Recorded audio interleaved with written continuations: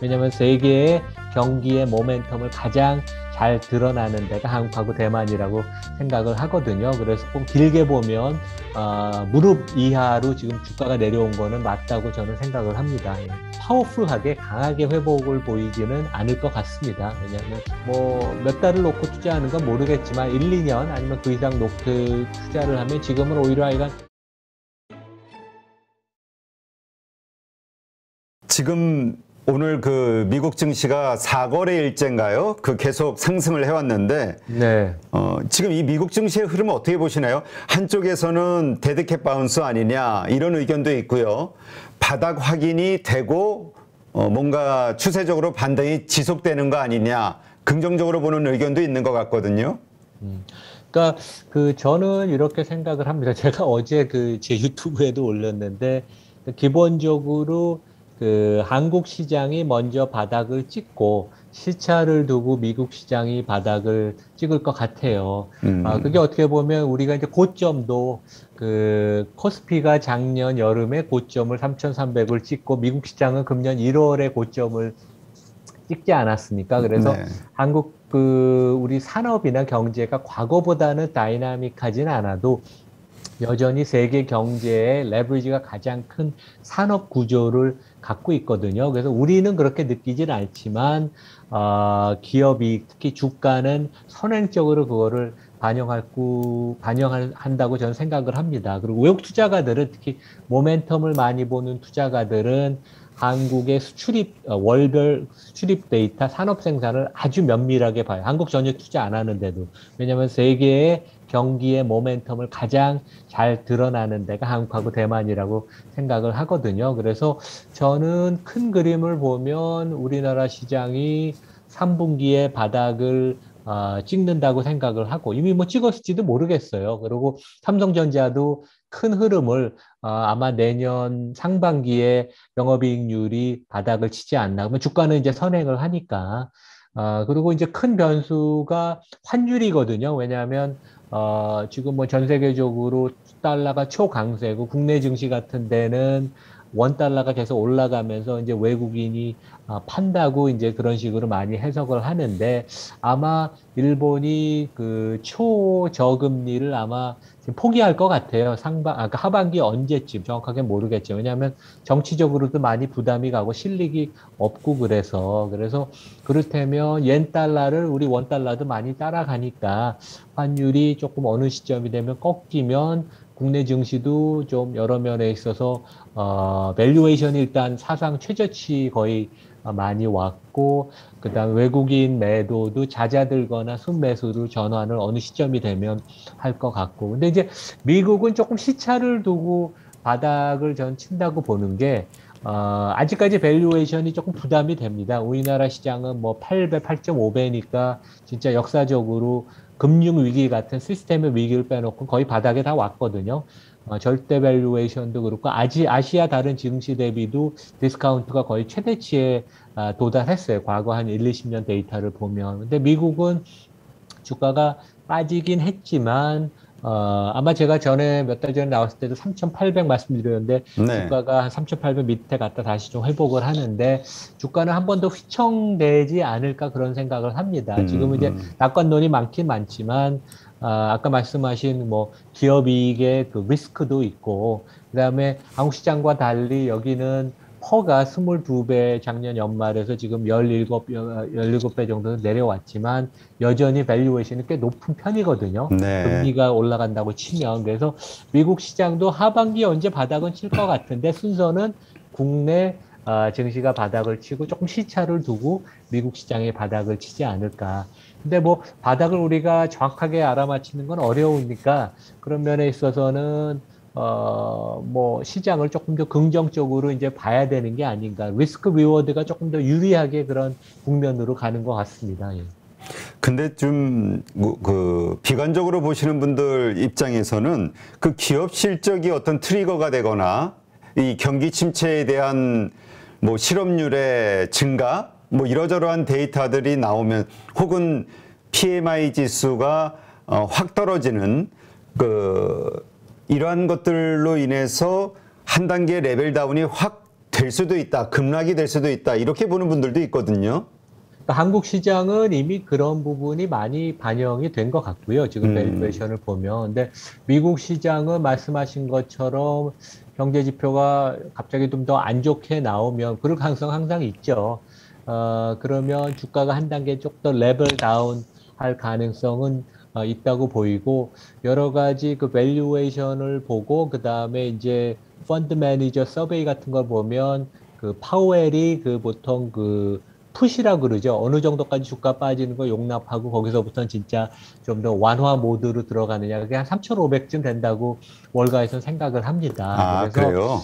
그래서 지금 이제 반등은 3,900인데 3,800 지난주까지 놓고 보면 추가로 뭐 한 5에서 10%는 더 빠질 여지는. 근데 그러니까 전반적으로 한 지금 1, 2년을 놓고 보면 하락할 그 퍼센티지보다는 상승할 여력이 조금 많아지는 그런 국면으로 가는 거는 그 맞습니다. 그래서 조금 시장을 이제는 조심스럽게 보수적인 그런 그 관점은 유지를 해야 되지만 너무 비관론보다는 조금 길게 보면 무릎 이하로 지금 주가가 내려온 거는 맞다고 저는 생각을 합니다. 예. 네. 그러니까 이 S&P 500 3,500 정도가 되면은 파월 입장에서는 부양을 위한 어떤 코멘트가 됐든 그 어떤 행동을 할 수밖에 없다라고 미국 그 전문가들은 판단하고 있다는 말씀이신 거죠? 네, 그게 그러니까 6월 달에 가장 월가에서 많이 보는 이제 월별 그 펀드 매니저 서베이,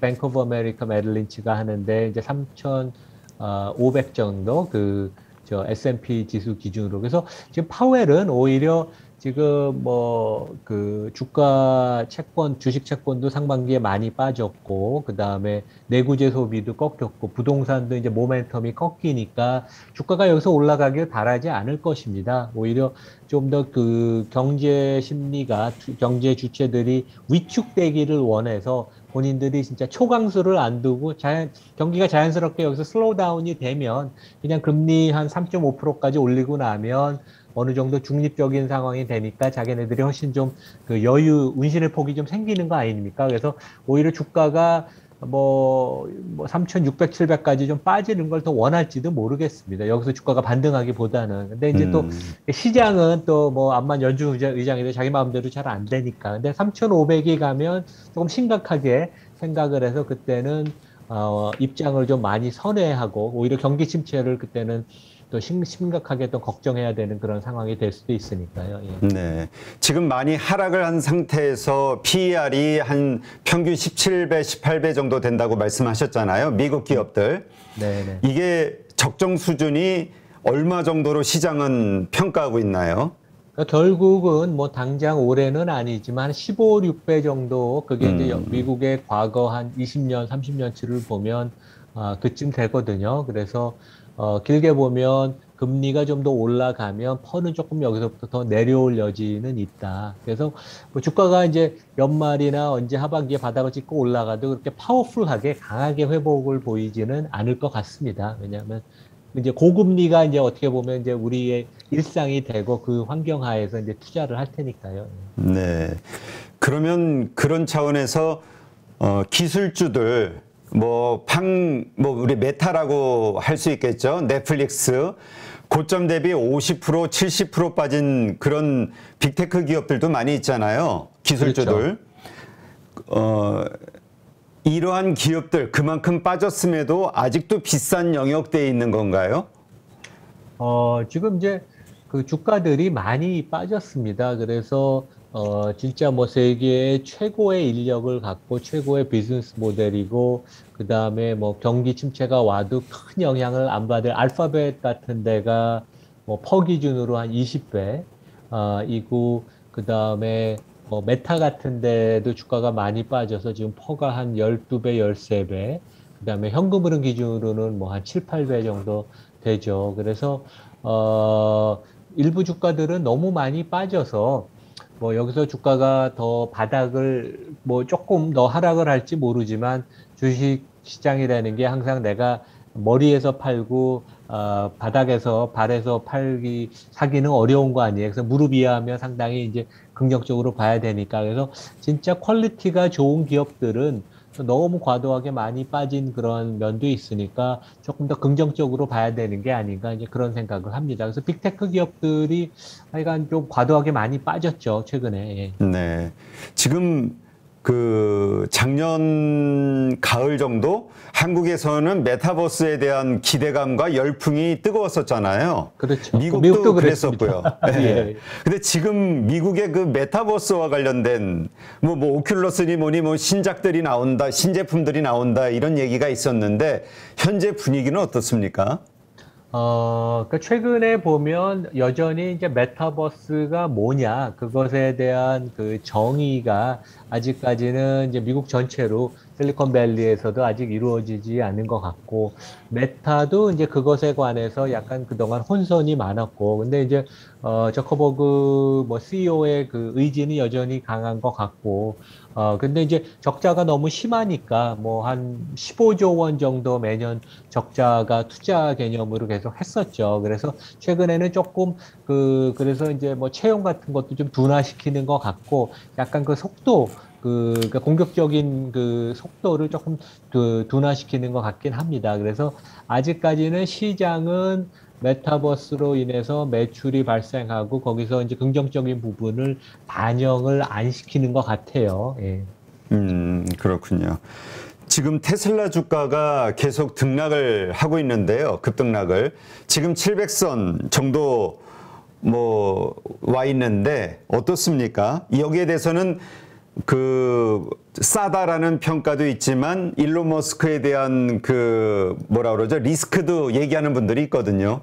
예, 그러니까 뭐 일론 머스크 키맨 리스크는 제가 아마 여러 번 여기 이제 출연해서 815에서도 말씀드렸고 뭐 일론 머스크는 테슬라 주주 입장에서 최대 자산이자 또 리스크고 그거는 뭐 어쩔 수 없는 것 같아요. 근데 지금 이제 2분기에 그 미국 자동차 판매를 보면 전기차 보급이 미국이 좀 더뎠는데 최근에 속도를 많이 내고 있습니다. 그래서 2분기에 내연기관 판매는 줄고 그다음에 하이브리드가 8%, 전기차가 6%까지 올라갔어요.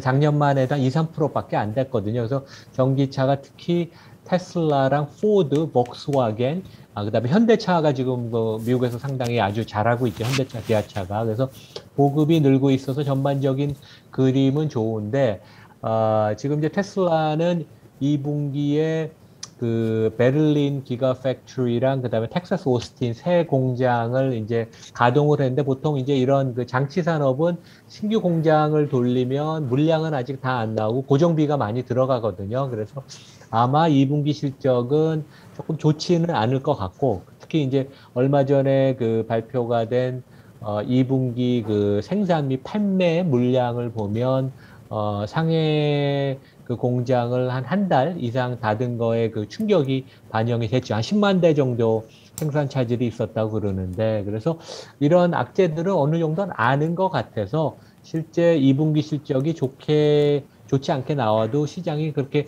크게 부정적으로 반응을 하지는 않을 것 같은데, 일단은 하여간 되게 그런 면에 있어서는 관망세를 지금 하는 것 같습니다. 예. 네. 지금 그 캐시우드인가요? 미국에서의 네. 현지 평가 혹은 분위기는 어떻습니까? 아크 인베스트 그 ETF라든가 이런 가격들 보면은 많이 폭락이 돼 있어가지고요. 그렇죠. 그러니까 실제 아크 ETF는 작년 2월에 이제 고점을 찍고 그 거의 뭐 그 수직 낙하를 했고 제가 아마 그 대표님하고 그 방송할 때도 한 두세 번 그 아크 ETF는 조심해야 된다고 제가 말씀드렸던 기억이 그렇죠. 있는데 작년만 해도 되게 주목을 많이 받고 그 캐시 우드 말 한마디 한마디가 그 되게 뭐 언론이나 뭐 유튜브에 화제가 됐는데 이제는 조금 이제 주목을 덜 받는 것 같아요. 그래서 본인이 결국 그 펀드 성과로 보여줘야지. 그렇다고 근데 이분이 또 과거에는 되게 아주 대단한 회사에서 그 큰 펀드를 성공적으로 운영했던 그런 경력이 있는 분이에요. 그러니까 이제 연세가 60대 중반이고 그러니까 그리고 이제 하여간 실적으로 펀드 성과로 보여줘야 된다. 근데 지금은 하여간 그렇게 주목을 받지는 못하고 있습니다. 예. 네. 지금 그 기술주들이 바닥을 그러니까 바닥을 찍었다 뭐 이런 표현하시는 분들도 있거든요. 그러니까 워낙 많이 폭락을 했잖아요. 그렇죠. 예. 하지만 가치주라든가 그 외에 어떤 빠지지 않은 주식들, 그러니까 앞으로 아까 말씀하신 대로 어떤 경제 충격이 조금 더 오던가 실적의 충격이라든가 이러저런 요소로 그래서 다시 한번 주가가 빠질 때 이 기술주들이 더 빠지는 것보다는 기존에 빠지지 않았던 주식들이 키 맞추기 형태로 더 빠질 가능성이 높다라고 보는 분들도 있는데 과거의 데이터들을 보면은 이러한 게 맞는 건가요? 그러니까 금년에, 그러니까 이제 작년 말, 올해 연초에 큰 시장이 전반적으로 고점을 찍고 내려오면서 상대적으로 아웃퍼폼 아니면 절대 주가도 상승을 많이 했던 게 이제 필수 소비재, 그다음에 에너지 기업 네. 주가들이죠. 그래서 에너지는 워낙 뭐 유가에 많이 영향을 받으니까 필수 소비재 중에는 뭐 P&G나 그다음에 뭐 헬스케어 중에 존슨앤존슨, 그다음에 전에도 제가 한번 말씀드렸는데 헐시 초콜릿 이런 기업들 같은 데가 주가가 뭐 2분기까지 계속 그 절대 주가가 상승을 하고 4, 5월 달에 커스코도 그렇고 이제 고점을 찍고 좀 내려오는 모습을 보이는데 밸류에이션이 좀 부담이 가는 게 사실입니다. 왜냐하면 메타가 여전히 영업이익률이 한 35% 되는 회사인데 그리고 30억 명이 거의 매일 들어가는 그런 플랫폼인데 이런 데가 퍼가 13배인데 P&G가 퍼가 한 26배, 7배까지 갔고 많이 올랐네요. 예, 많이 올랐었죠. 그러니까 작년 말에 22배였던 게 기업이익이 5%, 10% 늘어나는데 주가가 한 30%씩 올랐었으니까 퍼가 한 26, 7배 갔거든요. 그래서 그것들이 좀 모멘텀들이 다 꺾였습니다. 그래서 아마 그런 그 조금 그 조정은 이런 그동안 이제 금년에 많이 올랐던 기업들 주가들의 조정은 어느 정도 좀 계속되지 않을까 이제 그런 생각을 합니다. 그래서 크게 보면 제 생각에는 뭐 몇 달을 놓고 투자하는 건 모르겠지만 1, 2년 아니면 그 이상 놓고 투자를 하면 지금은 오히려 약간 많이 빠진 퀄리티가 좋은 그런 성장주들 기업을 조금 다시 우리가 한번 쳐다봐야 되는 게 아닌가 그런 생각을 합니다. 그다음에 금융주들이 너무 많이 빠졌어요. 그래서 이제 뭐 가장 큰 이유는 경기 침체 리스크가 반영이 돼서 부실 여신이 당연히 이제 경기 침체가 오면 금융주들은 은행들은 타격을 입는 거고 그다음에 이제 금리가 높으면 예대 마진이 늘어나서 주가가 이제 아웃퍼폼 할 줄 알았는데 금리가 좀 꺾이니까. 근데 경기 침체가 안 온다는 것은 오히려 부실채권이 좀 덜 양상된다는 측면에서는 금융주들한테는 좋고, 그다음에 뭐 금리는 여전히 꾸준히 상승은 할 것 같으니까 금융주들이 펀더멘털 대비 좀 너무 많이 빠진 것 같은 그런 생각은 듭니다. 예. 미국에서는 우리 교수님이 좀 좋게 보시는 금융주가 있다 그러면 어디일까요? 크게 보면 이제 JP 모간이 주가가 많이 빠졌어요. 근데 아주 우량하게 장기 보유를 하려면 저는 모건 스탠리, 뭐 가장 뛰어난 증권회사, 그 다음에 뱅크 오브 아메리카 메릴린치, 여기는 이제 은행하고 증권사 메릴린치를 같이 갖고 있죠. 그래서 뭐 요 두 군데가 제일 좋은 것 같고, 그 다음에 좀 낙폭 과대 은행주를 찾으면 JP 모간이 주가가 최근 1년 사이에 좀 많이 빠져서 거기도 괜찮은 것 같습니다. 예. 네, 그렇군요. 자, 앞으로 우리가 투자자의 관점에서 글로벌 금융시장 혹은 경제 상황, 거시적으로 뭐에 집중을 하면서 주목해야 될까요? 그러니까 지난 뭐 상반기는 우리가 뭐 겪어보지 않은 뭐 대부분의 투자가들은 6개월 사이 전 세계 주가가 한 20% 이상 빠지는, 특히 이제 그 환율의 변화가 되게 심해서 손실도 또 되게 많은 그런 국면이었는데, 제 생각에는 매크로를 우리가 너무 많이 받고 매크로를 강조한 거는 맞습니다. 왜냐하면 모든 게 불확실성이 매크로에서 반영이 됐으니까, 시작이 됐으니까. 근데 결국 투자라는 것은 성공을 하려면 좋은 업종에 좋은 종목을 골라야 되는데, 우리가 상반기에는 8, 90%를 매크로 뉴스를 보고 매크로에 집중을 했다고 치면 하반기에는 조금 매크로를 좀 덜 보고 한 30-40% 보고 한 60-70%는 오히려 개별 업종 종목, 그러니까 많이 빠진 종목을 찾고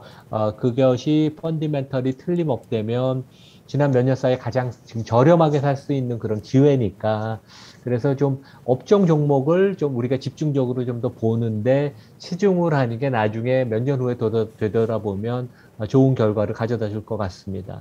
예. 네, 그렇군요. 네, 오늘 이렇게 현지에서 인터뷰를 했는데요. 색다른데요? 네네, 그렇게. 네, 저도 뭐 좋았습니다. 예. 네, 교수님, 그러면 언제 오시죠? 8월 초에 교육합니다. 네. 예. 그러면 오시면 그때 한번 네. 또 다시 모시는 예. 걸로 하겠습니다. 네네. 예, 8월 네, 그럼 초에. 건강하게 잘 다녀오시고요. 네. 머물다가 즐겁게 시간 보내시고 가족분들과 그리고 8월 달에 건강한 모습으로 뵙도록 하겠습니다.